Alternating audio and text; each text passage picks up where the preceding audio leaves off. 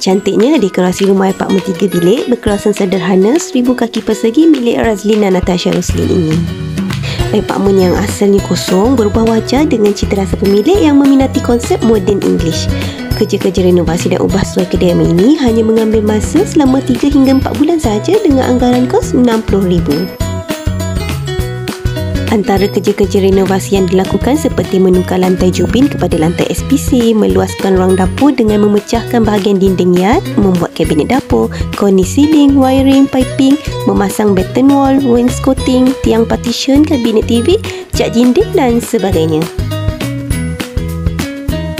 Impian Oscar dengan idea pemilihan meja bulat untuk ruang makan ini. Ia menjadikan ruang makan nampak lebih luas dan menjimatkan ruang yang ada. Begitu juga pemilihan warna cat dinding yang tampak cukup cozy, melengkapkan dekorasi interior keseluruhan kediaman. Sederhana namun selesa, sedap mata memandang.